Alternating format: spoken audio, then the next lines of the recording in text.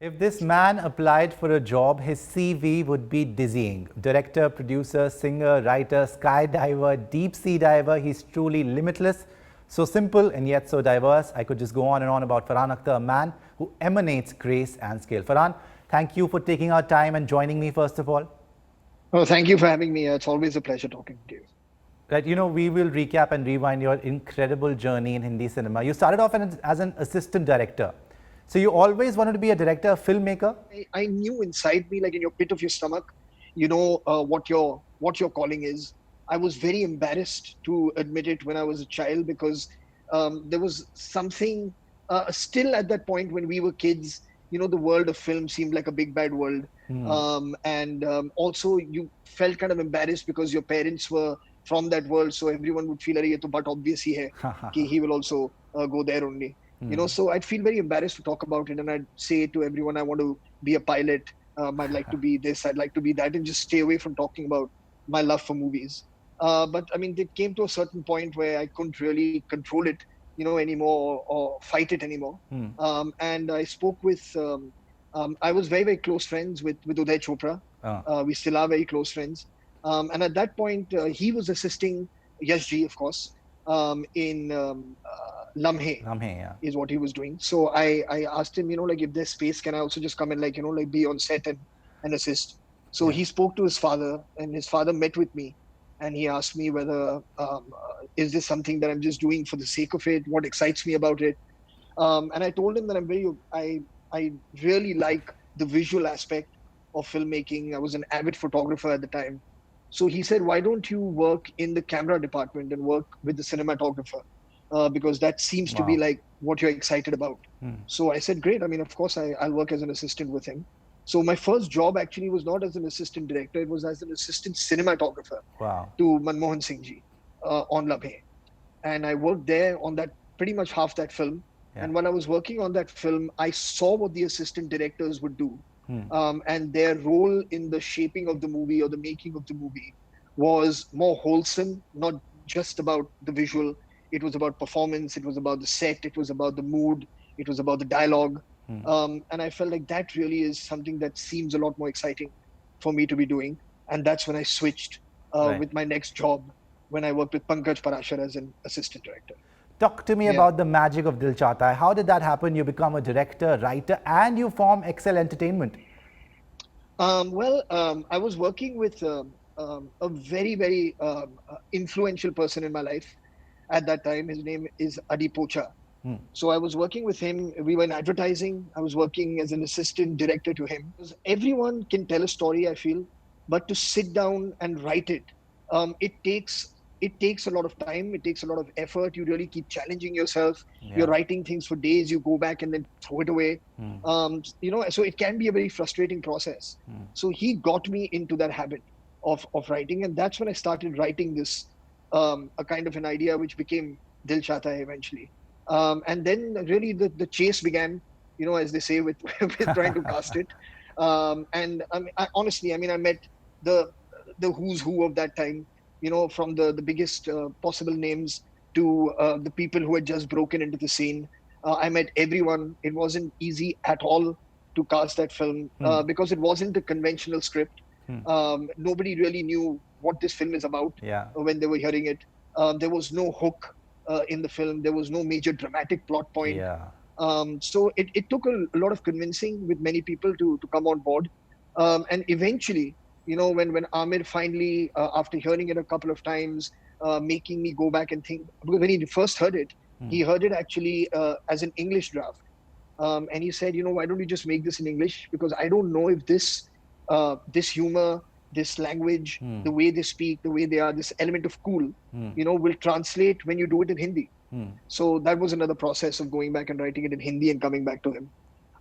So all that took time. And then once he was on board, then it's like dominoes here. Yeah. When somebody like that respected, of course, Yes. and somebody that sought after comes on board, Yeah. there's like a domino effect that happens where other people start taking you seriously. Yeah. And he played a major role as far as that aspect of making the film goes. When he came on board, I mean, a lot of the other cast fell into place. The only other person who was on board from the word go was Akshay Khanna when I had met him and spoken to him. But everybody else, including Saif, of course, came on when Amir called him up and spoke to him and said that you really should be doing this. Yeah. Then Lakshya with Hrithik Roshan about army. How did that come about? Why that film at that time? Because I had never thought beyond my first film at all. So I struggled for a long time figuring out what I should do next. And that's when I met with Dad. He was asking me, what are your thoughts? And he had just been to Kargil to celebrate Operation Vijay, the first anniversary of Operation Vijay. Yeah. And had gone to lay a wreath on the Kargil Memorial, on the Martyrs Memorial. And he met a lot of officers while he was there. And they spoke to him and said that, why don't you make a film to inspire people to join the army? The unfortunate reality is that the number of officers enrolling or wanting to be officers, the amount of people enrolling, the number keeps going down year by year. So it's no longer seemingly a viable option for people as a career choice. Yeah. Or as something that they want to do. So that stayed with my father, and he came back and he spoke to me and he said that this has been playing on my mind. And I really want to do a film which will inspire people to join the army. So I said, okay, great. So we sat down and started jamming, and then we started off from a guy, which is what I could really kind of contribute and connect to at that point, was somebody who really doesn't know what he wants to do and how he ends up finding himself, through this process.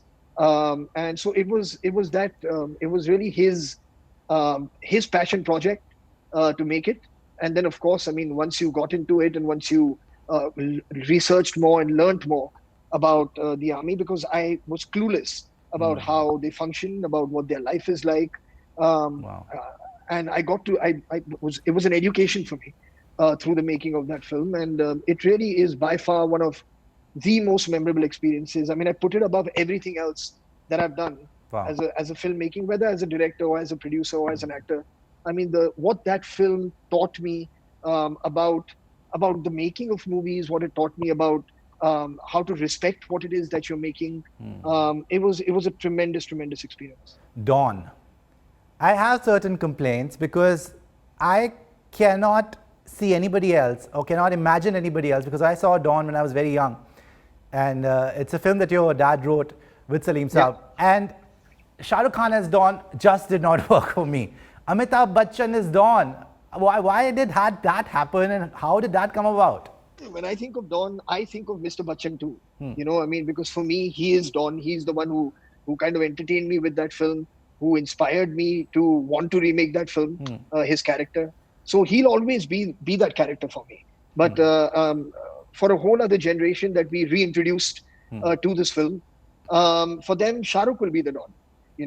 And now, everybody is constantly, I'm sure you're aware of it, for the last couple of years, if not more, constantly asking me when the third part or the third sequel will happen. Yes. But for me, I'm one of, I guess, I can't say I'm the biggest, because I think everybody thinks that they're the biggest fans of Mr. Bachchan. But for me, he was the guy, when I was growing up. His movies were the movies for me to watch. And somehow this admiration for him, this love for him, this respect for his work, for me, and not just for me, this is even, I can speak for Shah Rukh here, because I know this for a fact, even for him, it really was paying tribute to that time and tribute to that character, and to the man who made it memorable for us.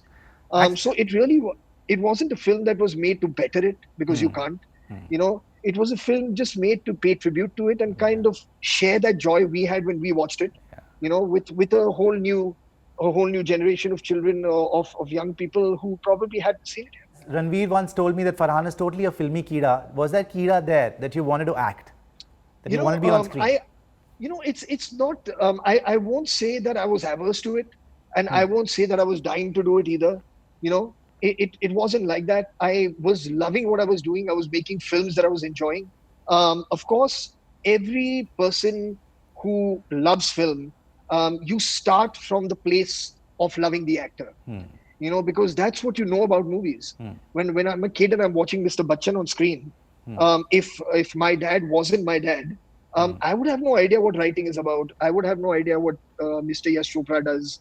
I would have had no clue that somebody else has put this costume on him. Yeah. I would be like, this is the guy. This is this is who I want to be. If I like movies, I want to be him. You know. So I mean, that of course everyone has. But it wasn't to the point where I was like kind of going out of my way to like look for roles or write roles for myself. Not at all. I was enjoying what I was doing. But when I did rock on, and it gave me a certain, it gives you, I don't know, when you're acting, it gives you a certain feeling of liberation because you're playing something that you're not on some level. Then you want to keep challenging yourself and seeing like, okay, how far away from myself can I keep going? You know, or then how true to myself can I be? How much can I expose? How naked can I make myself? So all these challenges suddenly pop up, and then because you have a certain creative bent of mind, you enjoy these challenges, you take it on. Let me cut to what is widely recognized as your finest performance, Bhaag Milkha Bhaag. What an incredible transformation and commitment. I remember asking you then, when Bhaag Milkha Bhaag released, that if you had to choose between Dil Chahta Hai and Bhaag Milkha Bhaag, what would you choose? And you couldn't give me an answer then. Do you have an answer now? I mean, I don't know. Dil Chahta Hai will always have a very special place in my heart. Because if it wasn't for that, I don't think there'd be anything after. You know? So that will always have a special place in my heart. But the experience of a Bhaag Milkha Bhaag is uncomparable. It really is. I mean, I honestly, the closest that I feel that I'm getting to be in that kind of zone again as an actor, where I'm being pushed and challenged like that, is now on Tufan with the same director, you know, with Rakesh again. So but it's difficult to compare. It's difficult to compare. Okay. Now let's talk about the biggest challenges that you faced in the film industry. The biggest challenges? Yeah. You know, I think the biggest challenge for any person in our industry is dealing with failure. You know, is a big one. And then immediately and very close on the heels of it is dealing with success. It's the other one. Both are equally as challenging. So for me, for the first time when I faced not creative failure, but when I faced box office failure, it really, I got into, it was post Laksh actually. Okay.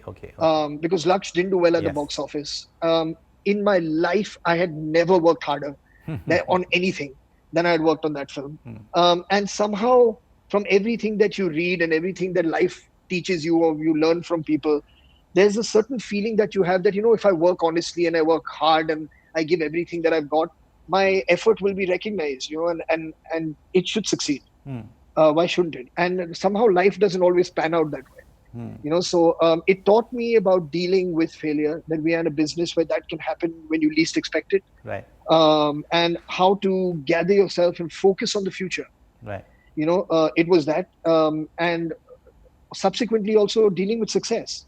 You know, because you see like during the times of whether it was Dil Chahta Hai, Rock On, Zindagi Na Milegi Dobara, Bhaag Milkha Bhaag, you see these incredible highs. You know, and it is so easy to lose yourself. It is so easy to forget where you came from, why you started loving what you love and do. And you have to constantly keep reminding yourself of that and constantly make very, very serious, make an effort almost, you know, to like kind of remind yourself of those things, keep your feet on the ground, and not get carried away, because it's very, very easy to get carried away. Suddenly everyone loves it, you know, so it can be pretty heady. Farhan, a raging discussion is on the entire nepotism, outsider versus insider debate. Firstly, do you agree that the industry is not a meritocratic system? Yes and no. I do feel, I mean, in our industry, and you know enough about it now, you know, it functions purely on success and failure. That's what it functions on. You know, I mean, we can discuss it. See, I feel nepotism is the umbrella right now has become too large as a word.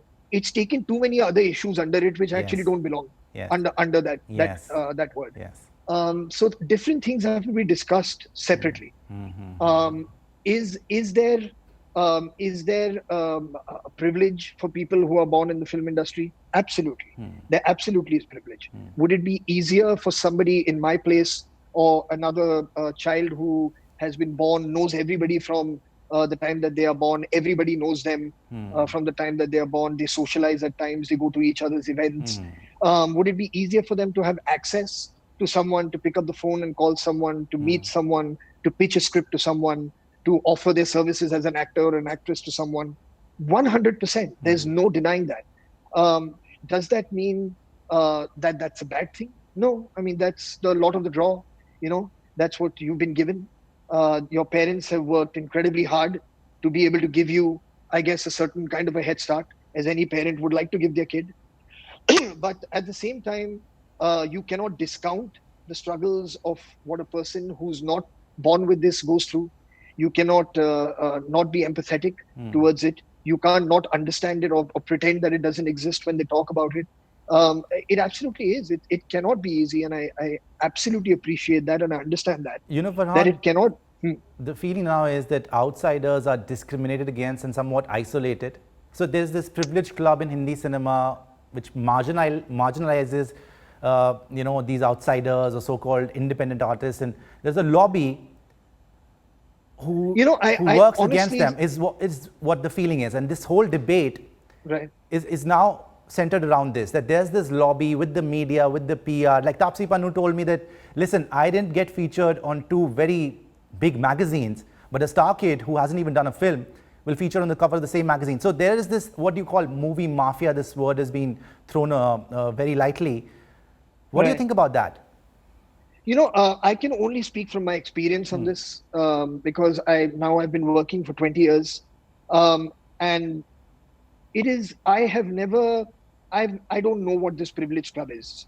Okay. I don't know what this circle, who this circle is that exists within a circle, Hmm. that has this kind of influence and this kind of control on everything that goes Hmm. on. I'm absolutely unaware of it. Hmm. Um, as in any other industry, as in any other fraternity, there will be certain circles of friends that will form. Hmm. It is but natural for that to happen. Um, for me, when I think about it, the people who I have ended up being most friendly with are the people who actually were very good to me from the first time in my career. You know, when I first started, there are people who kind of were there for me, reached out for me, and I'll always be there for them, and I'll always try and help as many people as I can, as a producer, as a director, and in whichever way I can. But I don't necessarily know. See, again, when Sushant, when you're asking me, Hmm. I may not have the same experience as Yes. somebody else. Yes. Yes. Yes. So it is not possible for me to tell you there's no such thing. I can only speak of it in my experience. Fair enough. So it's difficult for me to say, and everybody has had their own individual experience. But the largest thing that I see, Hmm. and this is something that has been around in the industry from as far as I remember, and when you talk to the stalwarts and when you talk to Hmm. anyone, Hmm. is people flock, unfortunately or fortunately, however you want to look at it, whether it's good or bad, Hmm. that can be discussed, Hmm. to people who are successful. Hmm. When people are successful, everyone's around them. When people are not successful, it's only their closest friends who are around, and everybody else is gone. It, You it, know, it's Yeah, I understand where you're coming from, what you're saying. Also, but Farhan, personally for you, your experience with Gully Boy, swept the commercial awards, was India's official selection for the Oscars. But now everyone is pointing fingers at the selection itself, saying that, again, this is lobbying. Obviously, one of the most powerful studios, Ranveer Singh, Alia Bhatt, big banner production. How do you take this criticism? firstly, I mean, I don't know which powerful studio we're talking about. I mean, we released the film ourselves, Hmm. so there's no studio involved. Beyond that, if anybody feels that whether it's Ritesh, Zoya, or myself who can have this kind of influence over who is going to decide the best foreign language entry to the Oscars, I mean, they're giving us a lot of credit that we don't deserve. We absolutely don't have this say. We are as hopeful as any other producer or director would be when we send our film in for it to be optioned. So it's completely the decision of the Film Federation. And should I be happy about it that they chose my film? 100%. Anybody would be happy if their film was chosen. Should I? I don't know. Should I feel guilty about the fact that my film got chosen? There's no reason for me to feel guilty. So I don't know what to make of it. If people feel that it wasn't the right choice, they're absolutely entitled to feel that way. Did I tell anybody that you must send my film and don't send somebody else's film? ऐसा तो मैंने कुछ नहीं किया. You wrote a heartfelt note also for Sushant Singh Rajput. Sleep, my brother, sleep. Let the vultures gather and the crocodiles weep. Let the circus performers juggle, contort, bow and leap. Let the shrill get higher. Let the darkness in the heart of men get deep. Sleep, my brother, sleep. R.I.P. Sushant. Just what was your reaction to what happened, and even the aftermath of what's happened? You know, this suicide, this very tragic incident has, as I said, triggered a much larger discussion. I mean, it is one of the greatest tragedies that I can think of, at least in recent times. For such a young, talented actor with, I mean, successful, great potential, long career ahead of him, for us to lose him in this manner. So I was very, very sad. I feel it's a tremendous loss to us all as a fraternity. But I don't know. It would, you know, it enrages you, you know, when you see that someone is, I mean, his family, his closest friends, you're not giving them the opportunity to grieve. The theories constantly being spun about why he did it. And of course, maybe there will be a time for that. But is this the time? I'm not entirely sure. Let some time pass. You know, he hasn't said why he did it. He didn't leave a note. So anything that anyone says is speculation. And we are speculating from abetment to murder to, you know, just the craziest of things. Everyone has a point of view. Everyone is feeling that they are right in what they're saying. Everyone suddenly knew him so well. Everybody knew what he thought. Everybody knew his journey and what he suffered from. I don't know. I mean, I just felt that what's followed is, unfortunately, it's a circus, you know, and in the midst of that, just the time for people to sit, introspect, as to why somebody like this, why would this happen, for them to introspect is going forward. What is it that we can do? I mean, just be kind to people, you know, just be more inclusive. Whatever it is that you want to take from it, you know, like be aware if somebody is feeling like that they're okay, but maybe you felt that they were not, so reach out to them. There is no time for this. Everybody is either got a sword out or is holding a shield. You know, that's all that's going on. And I feel that it's become very messy. It's become very ugly. And it's just very unfortunate because, I mean, we should remember him for the great work that he did. We should remember him for, I mean, just this incredible talent that he brought and shared with all of us. We should mourn the fact that we have lost somebody who had a great career ahead of him. And we should introspect with these things, as opposed to there's blame games and defense games, and it's terrible. Similarly, you know, a lot of talk about this. There's some sort of a club that you have, like, if you don't go on with Coffee with Karan, then you haven't arrived in the industry. Yeah, tell me something. Yeah, if you make a film and if your film does well, is that not enough for you? Honestly, I'm asking in utter seriousness. Is that not enough? Is it that important to go on a talk show? That will make you who you are. Of course that will not. decide that you're successful. Of course If somebody who is a contemporary of yours, firstly, I mean, this rivalry is something that is created by who? I mean, when we meet each other, we meet absolutely warmly and as friendlily as possible. But you're constantly hearing about some rat race and everybody's fighting each other to some kind of spot which doesn't exist. Like Ananya Pandey comes and says, "Mere Papa Chunky Pandey never went on Coffee with Karan." It was like she's very disheartened. And then people are now saying that Sushant Singh Rajput never got a chance to go on Coffee with Karan after Dhoni. So these things, I mean, they, as you rightly said, they seem to be a big issue with everyone. See, I can sit here and I can be like, yaar, you know, even after Zindagi Na Milegi Dobara and Bhaag Milkha Bhaag, Karan never called me on coffee. I haven't gone. What difference does it make? Yeah. It makes no difference. I'm doing my work. Yeah. I meet him. We are friends. Yeah. It's totally fine. Yeah. He wants to invite somebody on the show. It's his problem. It's his decision. Why should I feel bad? Yeah. You know, if he calls me, I'll go. If he doesn't call me, it doesn't make any difference to my life. I think the problem is that they are saying that they are promoting their own clique, their own अरे clan. भैया ये they कौन है ये they? They is a mystery. These people who are being trolled, this sort of power center in the industry, that's what everybody is talking about, na? That's the I'm saying whatever anybody is talking about, what is your drive? What are you doing here? Have you come here to go on the show? Have you come here to be on the cover of a magazine? Yeah. If that's what you want, then it'll happen once, maybe. Yeah. Maybe it'll happen twice. And then what will you do? Yeah. Then your goal is over. It's finished. Yeah. उसके बाद आप क्या करोगे? Okay, Farhan, let me ask you, what inspires you? Well, stories, yeah, mainly. People with great stories. And just, I mean, you're constantly looking for sources of inspiration. Unfortunately, this lockdown is not providing many at the moment, but that's what it is. I mean, your greatest drive, of course, is to entertain and engage with people. Well, Farhan Akhtar, it's always a pleasure talking to you. Thank you so much for joining us on India Today Inspirations.